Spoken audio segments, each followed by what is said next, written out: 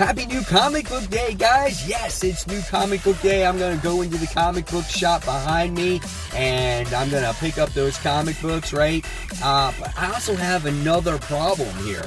I have this Lock and Key volume 3, right? As I was reading it, look what happens. The pages fell out of it. Like, when do you ever see that? So now I got to go inside, and I'm going to see if I can exchange this for an actual new volume.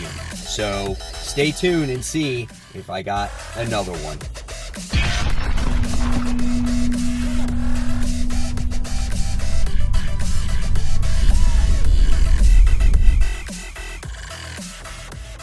Hey, all you webheads out there, welcome back to Comic Book Corner 2.0. And fans, I'm your host, Mike Spider Slayer, getting ready to bring you Spider Slayer's comic book haul. Fans, this is episode 409, and this is the video series where each and every week I show you what I picked up at the comic book store. So, did I get that lock and key replaced? Well, you'll soon find out. But first, if you're new to this channel and you want to be part of the webhead community, it's very simple, guys. All you got to do is give this video a thumbs up, subscribe to the channel, and don't forget to hit the bell so you don't miss any content from me, as I put it up pretty much daily. So, here we go, guys. Here are the books for this week. It's in the mysterious black bag, as I always show you each and every week. So, what do I get?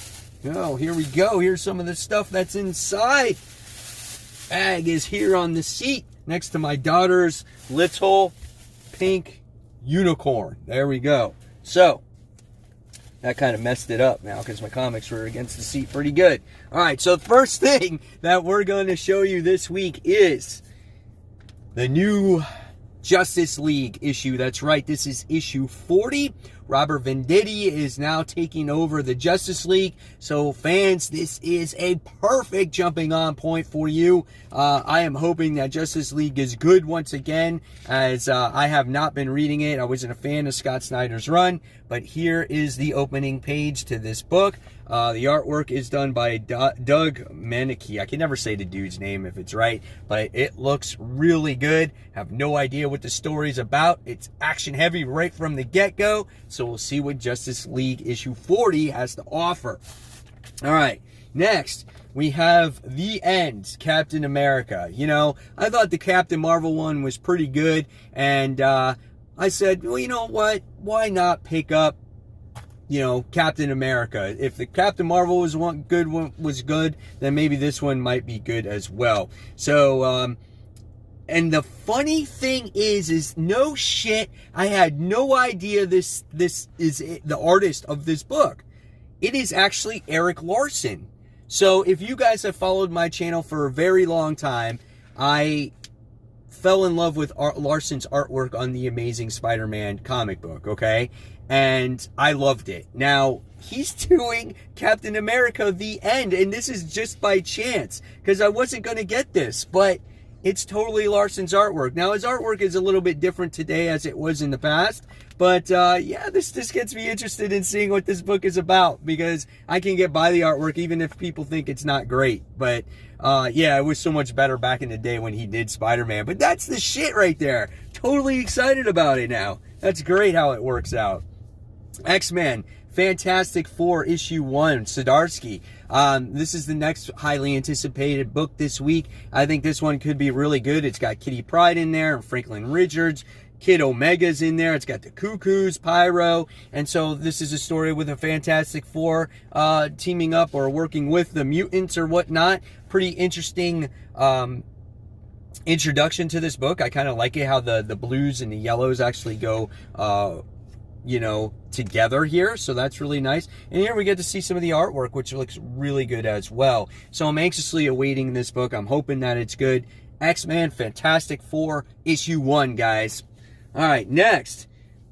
So if you're a fan of Star Wars and you've started issues 1 and 2, well, now you get Darth Vader issue 1. This was released today, and you get to see this time period that Darth Vader goes through between The Empire Strikes Back and Return of the Jedi. So I'm really looking forward to this book. This is a hefty book. It's got quite a bit of pages in it, but here is some of the interior artwork in there. This one, you got Greg Pak, who writes this book. So yeah, this is looking pretty cool, man. And I can't wait to see what happens in this book. I love Darth Vader, and this is the perfect time period for him. And yeah, really looking forward to this one. So there you have it. That's Darth Vader. This is issue 1. Next, new #1 book this week from Dark Horse. This is Predators Hunters 3. Pretty interesting cover there, as you get to see the Predator holding a severed head, right? That's awesome there. I love Predator. I haven't read a comic book from them, from Dark Horse in a while, especially a Predator book, but I love the property, so I want to see what this one has to offer. Here's some of that interior artwork for Predator, so it looks pretty gruesome. And hopefully there's lots of action in this book. So here's some more of the panel work and the layouts and stuff like that. So if you're interested in this book, and you like Predator, pick this one up. So there you have it. All right. Next, issue 6 was huge when it comes to Marauders, right? Kitty Pryde was kind of drowning in water.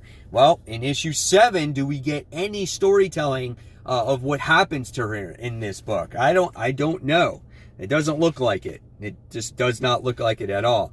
You got Emma Frost there. That's all you see right now, right? So I don't know what's happening. There's some other characters in there too, but it doesn't look like anything that has to do with Kate Pryde in there. So here we have that too.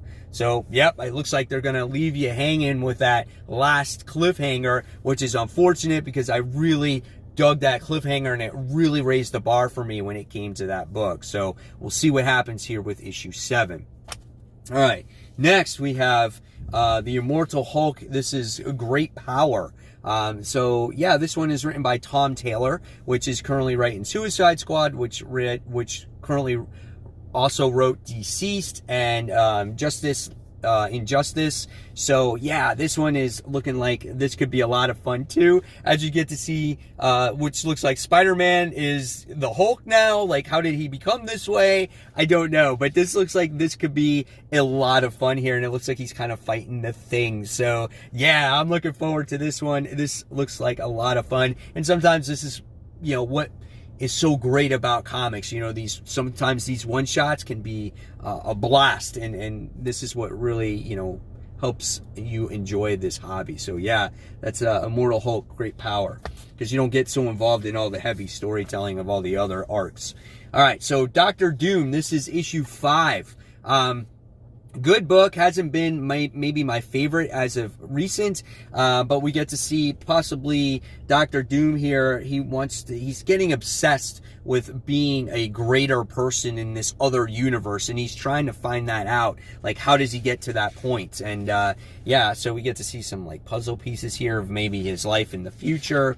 And yeah, that's pretty much what this book is about. There's been this moon that's been being sucked up by this black hole because it's this environmentalist disaster that happened where Dr. Doom was being framed from, so he's in hiding and whatnot. Kang is in this book a lot, so I don't know, we'll see what happens with issue 5, and if I continue to read it or not. I feel like it's just been slowly dropping for me.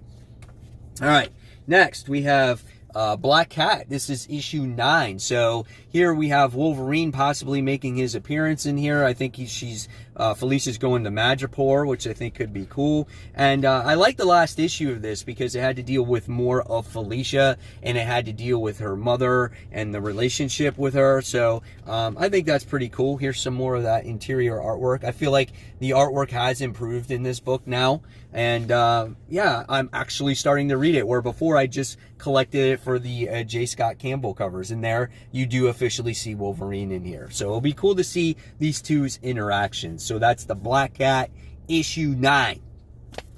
Next, issue 88 of Batman. So we get to see all the assassins being released from the prison in the last issue, and Penguin's behind all this, and then there's this other employer that hired all these assassins. So there's a lot of questions when it comes to Batman, and you know, And it looks like it seems to be maybe every other artist or every other issue is rotating artists. So I think this time we probably have Golian March is the artist. So first time you had Tony S. Daniel, then you had another artist, then you got this artist here. But this artist looks really good. I like the artwork. This is similar to Tony S. Daniel, so it won't take you out of the story so much. But here is some of that interior artwork here. And here's the way Catwoman looks like. So yeah, it looks good. There's just so many questions when it comes to this story, and I think as a reader here, you have to be patient and wait to see what the outcome is going to be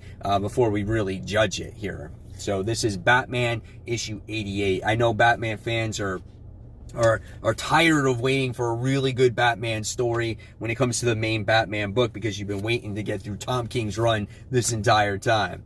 All right, so now we get a new AntMan book, okay? So here we get to see Cassie team up by his side, I guess. I forgot the name of the hero that she became in the last run. I'm sure it will come to me eventually. But here, yeah, it's Stinger. So she became Stinger in the last run, I think in Nick Spencer's run. So it looks like they're teaming up together here. Zeb Wells is the writer who did, I think, Champions. No, he did Nova. That's what he did. The Sam Alexander's Nova. So we see some real cartoony type of art, comic book style art. If you like that stuff, really bright, colorful, vibrant book. So yeah, we'll see what happens with it. And yeah, so this is issue 1 of Ant-Man. All right, so next is Manifest Destiny, which I am behind on. It's one of those books that one day I'll get caught up and I'll read a whole bunch all together, and then we'll see what happens from it. I was a huge fan of this, and then I fell off of it when I just fell behind. But the story is really good. It's just got that horrific tone to it from the Lewis and Clark era. But I felt like it dropped off a little bit, and that's why I wasn't so as excited for it. So here's some more of this artwork in there too. So yeah, we'll see where this goes when I eventually get to it. And then it's just funny because I was going to talk about Eric Larson, and because I picked up issue 347, the reprinted version of this book, and Eric Larson did this artwork. So here you'll get to see kind of a comparison of the way Larson drew back in the day. He was just a lot more detailed. Look at the facial expressions here on Peter Parker. And this was a really great era for Spider-Man. And this is really the reason why I fell in love with the character. It was because of Larson, and it was because of Todd McFarlane. So I wanted to pick up this issue because Larson literally did the artwork, and it's just one of those ones where I could read at any time. And this has to go back to the whole Venom Island situation. So if you're reading currently Venom Island from Donny Cates, you can read this book and see how these two books kind of tie in together there. So yeah, quite interesting. Here you get to see Felicia in this book too as well. So you can see how, over-sexualized a lot of the characters were back in the 90s and stuff. So really cool stuff. I'm excited to get this again and look through it. So that's The Amazing Spider-Man, issue 347.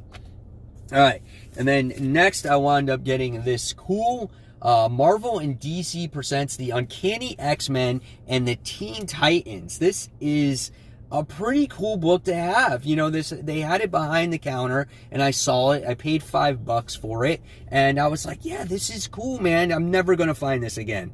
And it's you got the Dark Phoenix in there, you got Robin and Cyclops, and then you got the Teen Titans in there. I think that's so cool, man. And so, yeah, I was so happy to pick this one up. I'm really excited about it.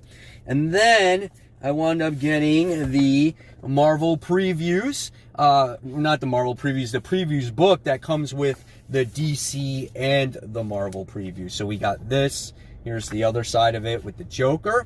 And then we got Black Widow, which is actually really cool. And then they have the solicit for Empire. So if I get time this week, I'm going to try to do some Marvel and DC previews. I'm looking forward to doing that. Didn't have time last week. I had some work to do. And then, yes, guys, Lock and Key was successfully replaced. I now have a new copy where the pages won't fall out of it. So I'm excited. My comic shop does it again for me.